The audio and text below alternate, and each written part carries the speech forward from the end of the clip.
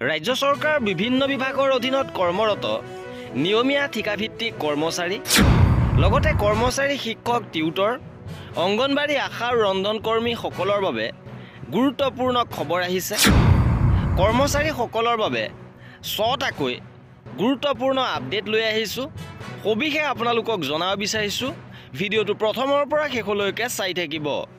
জনাব বিচাৰিছোঁ প্ৰথমটো গুৰুত্বপূৰ্ণ খবৰ, ৰাজ্যত 6 বছৰে পদোন্নতিৰ পৰা বঞ্চিত ভূমি লেখ্য সহায়ক। চলিত বৰ্ষত দুবাৰকৈ তাৰিখ নিৰ্ধাৰণ কৰিও বাতিল প্ৰশিক্ষণ। অসম চৰকাৰ ভূমি ৰাজহ আৰু দুৰ্যোগ ব্যৱস্থাপনা বিভাগে ভূমি লেখ্য সহায়কসকলক আজি 6 বছৰে পদোন্নতিৰ পৰা বঞ্চিত কৰি ৰখা বুলি এক গুৰুতৰ অভিযোগ উত্থাপন হৈছে। বিশেষকৈ ভূমি লেখ্য সহায়কসকলৰ পদোন্নতিৰ বাবে ৰাজ্য চৰকাৰ ভূমি ৰাজহ আৰু দুৰ্যোগ ব্যৱস্থাপনা বিভাগে দুবাৰকৈ তাৰিখ নিৰ্ধাৰণ কৰিও বাতিল কৰিব লগা হৈছে। উল্লেখ্য যে 2019 চনৰ পিছৰ পৰা ভূমি লেখ্য সহায়কসকলৰ পদোন্নতিত সহায়ক হোৱা বিশেষ শ্ৰেণীৰ পাঠ্যক্ৰমৰ প্ৰশিক্ষণৰ কোনো ব্যৱস্থা গ্ৰহণ কৰা নাই ৰাজ্য চৰকাৰ ভূমি ৰাজহ আৰু দুৰ্যোগ ব্যৱস্থাপনা বিভাগে। সেয়েহে ভূমি লেখ্য সহায়কসকলে শীঘ্ৰে এই বিশেষ শ্ৰেণীৰ পাঠ্যক্ৰমৰ প্ৰশিক্ষণ আৰম্ভ কৰি ভূমি লেখ্য সহায়কসকলক ভূমি লেখ্য পৰ্যবেক্ষকলৈ পদোন্নতি দিবলৈ অসম চৰকাৰ ভূমি ৰাজহ আৰু দুৰ্যোগ ব্যৱস্থাপনা বিভাগক আহ্বান জনাইছে। এইবাৰ জনাব বিচাৰিছোঁ দ্বিতীয়টো গুৰুত্বপূৰ্ণ খবৰ, 14 মাহে দৰমহা নাই পলিটেকনিকৰ কৰ্মচাৰী। চতুৰ্থ বৰ্গৰ কৰ্মচাৰী হাহাকাৰ। ৰাজ্যৰ পলিটেকনিকত কৰ্মৰত চতুৰ্থ বৰ্গৰ কৰ্মচাৰীসকলক সুদীৰ্ঘ 14 মাহ তেওঁলোকৰ প্ৰাপ্য দৰমহাৰ পৰা বঞ্চিত হৈ থাকিবলগীয়া হোৱাত পৰিয়ালসমূহ হাহাকাৰময় অৱস্থাৰ সৃষ্টি হৈছে। 2017 চনতে অসমত একেলগে স্থাপন কৰা হৈছিল 11খনকৈ পলিটেকনিক আৰু 2খন ইঞ্জিনিয়াৰিং কলেজ। ইয়াৰ ভিতৰত নলবাৰী পলিটেকনিকখনো আছে।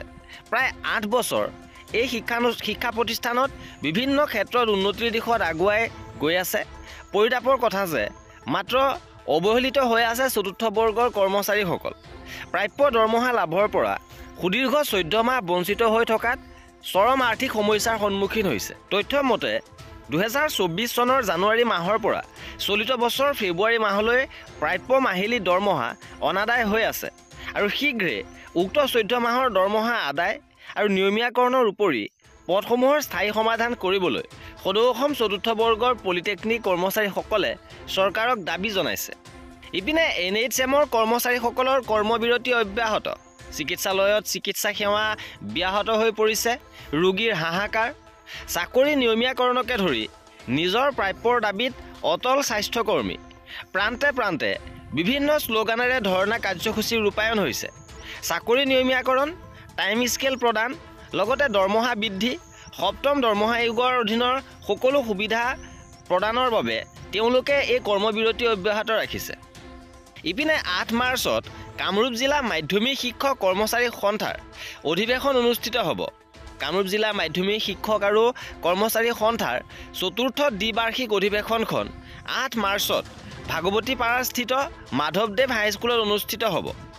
ইপিনে শিক্ষকসকলৰ বাবে আন এটা গুৰুত্বপূৰ্ণ খবৰ আছে যে সদৌ অসম প্ৰাথমিক টেট উত্তীৰ্ণ শিক্ষক সমাজে শেহতীয়াভাৱে অৱস্থান ধৰ্মঘট কাৰ্যসূচী ৰূপায়ণ কৰিছে, য'ত কেইবাটাও দাবী তেওঁলোকে উত্থাপন কৰিছে।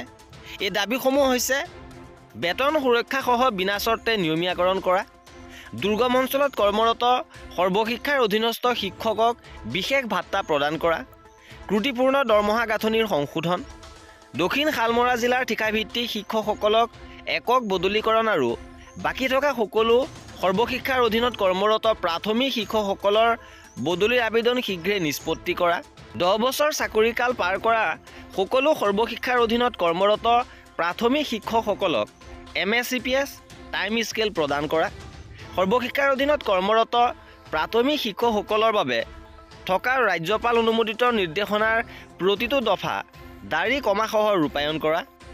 ইপিনে CITU অসমৰ ফালৰ পৰাও কেইবাটাও দাবীৰে শেহতীয়াভাৱে প্ৰতিবাদী কাৰ্যসূচী ৰূপায়ণ কৰি আহিছে।